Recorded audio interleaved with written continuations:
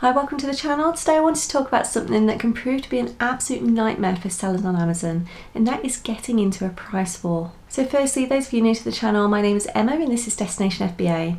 So I upload videos on a regular basis to YouTube, and it's all about my own journey and my experience as an FBA seller. I do also try to include content that gets asked about in our Facebook group and questions that are asked on a regular basis. So let's look at what is a price war. So unfortunately, price wars happen all too often on Amazon, and it's when a seller will repeatedly reduce their price down so they can offer the most competitive price to the buyer. Now, when there's lots of people selling one product, the buy box will generally go to the person that is most competitively priced. So this can result in everyone else moving their price down to try and win that buy box back, and this is where you can get stuck in a price war. So price wars are detrimental to everyone involved. All it does is drag that price down and reduce overall profits for everybody involved. Now, sometimes you may find you're stuck in a price war with Amazon, so what do we need to know? Now, being stuck in a price war with Amazon is not ideal at all. Amazon are very well known to sell at break even or even at a loss, so you may find it really hard to compete with them. Now, not only this, but they have all the information readily available to them. So they have all the historical data,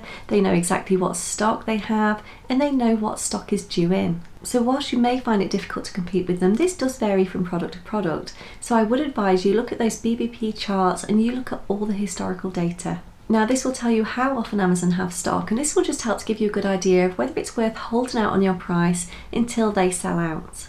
Now, another thing you could do is go into Seller Central or your repricing software if you have any, and drop your price down and see what happens. So drop your price down as low as you're willing to go and give it 15 minutes to see what happens. See if Amazon follow you down with that price and see how far they will go. So this will help to give a good idea of what they're selling at, so you can see whether you can compete with them or decide whether you're just happy to sell at break even and get that original investment back. So you may find when doing this that you can actually compete with their low price and you can win and maintain that buy box while still making a profit. Now, some sellers don't like to compete with Amazon, but others do, and they can do very well at it. Now, when you have lots of third-party sellers, you can get into what's known as a penny under price war. Now, chances are a lot of these sellers are using some kind of repricing software, and this will adjust their price every time there is any change to their competitor's price. Now, these adjustments are made based on the minimum and the maximum amounts they have set, along with whatever algorithm they've chosen to use. Now, a lot of people will set this to penny under buy box. So for example, one seller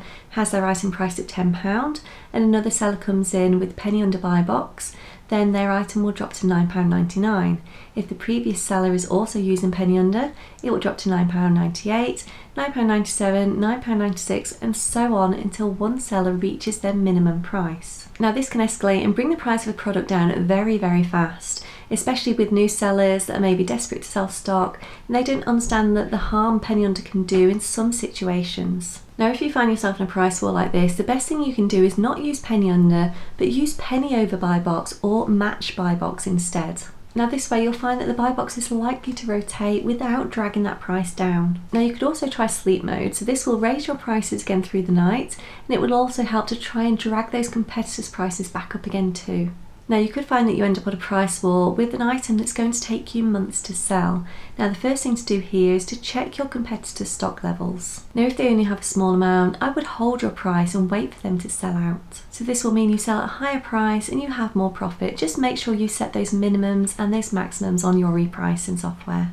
Now, there may be times where your only option is to break even and just get that initial investment back, but before you do this, always check the charts first. Now, I'm currently using Profit Protector Pro to reprice my products, and in this situation I would set my strategy to Super Aggressive Dominator. Now, this is the most aggressive strategy and it will fight aggressively to undercut other sellers to win that buy box. It will literally compete with everyone, including Amazon. Now, this is not a strategy for getting you extra profit, but it will help you dump that stock very quickly if you need to. So just make sure you know how to read those historical charts and make sure all your metrics are in good standing too, because that will help you to win the buy box. Try and do your best to match lowest price, but don't get into the penny under game. It is not worth doing. It will not help you in any way whatsoever. Now, I hope this has helped you to just understand price wars and how to avoid them wherever you possibly can. Any questions, please do pop them below and I'll get back to you as soon as I can. But for now, thank you very much for watching. Take care. Bye bye.